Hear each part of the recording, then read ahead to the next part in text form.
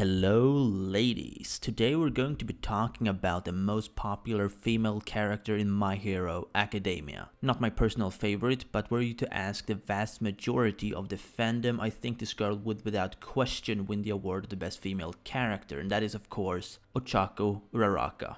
Now, she's actually very interesting to talk about because she has done a few things throughout this series already that stand out. Some of the things that she's done already occurred in the anime and some are still exclusive to the manga by the time I'm making this video. I think to me personally what really got me into liking Ochako as a character was when she had her fight with Bakugo in the sports festival, seeing as that was when we got to see her go up against someone that was much more powerful than she was, but despite that she was able to keep up in the game for a very long time, and what got her was not Bakugo getting her out of the ring or anything, but rather Ochako herself using up all of her stamina from endless attempts of reaching Bakugo. And you know, the fact that she nearly got to Bakugo is what's really astonishing about that fight in particular, because he himself even acknowledges her after that fight, not really in the sense that she's an actual threat to his #1 spot or anything, but you have, I think it's either Kaminari or Kirishima who tells him that she's frail, and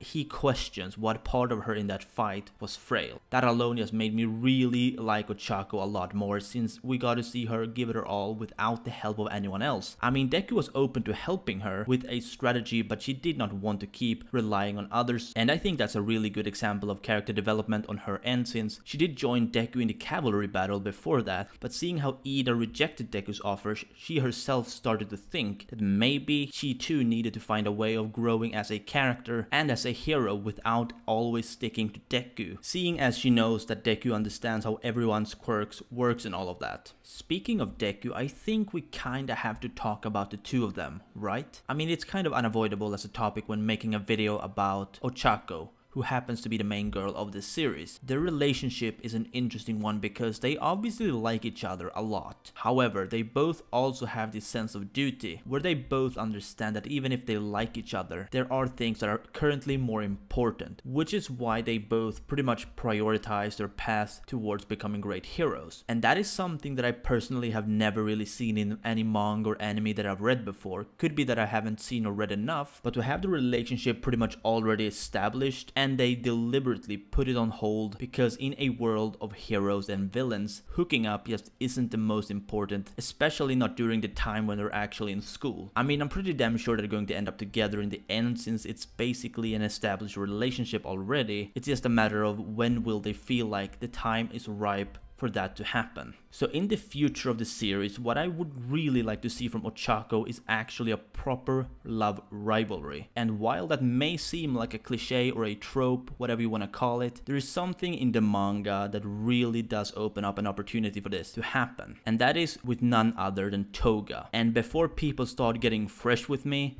let me just explain what I mean. We know Ochako wants Deku for love reasons. Toga, however, wants Deku for other reasons. She just wants to sort of cut him up and do things to him. However, that is not all there is to it, because in the field trip arc, there's this moment with Ochako and Toga where Toga explains to her that they're both in love pretty much, and they kind of exchange stories, I guess. But they don't know who they're actually in love with, as in Toga doesn't know that Ochako likes Deku, and Ochako doesn't understand that Toga is obsessed with Deku as well. So imagine if in some distant arc we get this moment between them where it clicks for them and they become like proper love rivals, competing for Deku on a more than just a comedic level, seeing as they're also hero and villain. So it's going to create this comedic element, but on top of it you'll have this really intense thing going for it as well. I remember talking about this with a bunch of friends, how everyone in class 1A should have some kind of a rival in the League of Villains at some point in the series, and I think Toga and Ochako are perfect for such a pairing. Like, you'll have Deku and Shigaraki, Todoroki and Dabi, maybe Kirishima and that unknown rock-like villain, and then of course Ochako being paired with Toga. I think that creates a nice touch for the series, but only if it is done right. Like, I do not want this to seem forced, if you know what I mean. It has to flow naturally. Okay, so lastly, let's talk about her quirk, because I think it has a lot of potential in all honesty. When looking at a power like Zero Gravity, it's very easy to brand it as a weak quirk because it doesn't really function as an offense-based quirk like Bakugo's or Deku's. But Zero Gravity can be pretty damn effective in a fight when combined with hand-to-hand combat, which is the path that she is taking, as we know from when she was with that pro hero during the Stain arc. The greatest ways I've personally seen it being used so far is when she caused all of that rubble to rain down on Bakugo during their fight, but also how she's averted fatal injuries by removing the weight on Deku as well as herself when falling down great distances. So even though it doesn't necessarily focus on fighting itself, it really does prove extremely useful in certain situations. Another thing that it could do is restraining certain opponents. This would, however, strongly depend on the opponent in question. If it is someone with a very physical quirk, something that doesn't allow them to do much at long range, she could just remove their weight and let them float around in the air until maybe reinforcements arrive, which I think is still a really good use of the quirk. I mean, the reality of the world of My Hero Academia is that a lot of the quirks don't really give you a direct combat advantage, but we have seen people who make even the most inconvenient quirks into something crazy strong like Mirio Togata. So to say that a quirk defines a hero is definitely an invalid thing to say. I think this is something that we're going to be seeing from Ochako in the future. She will learn how to use her quirk in creative ways to improve her hero way, and then mix it with hand-to-hand combat to some degree in order to forge herself into a great hero of the next generation.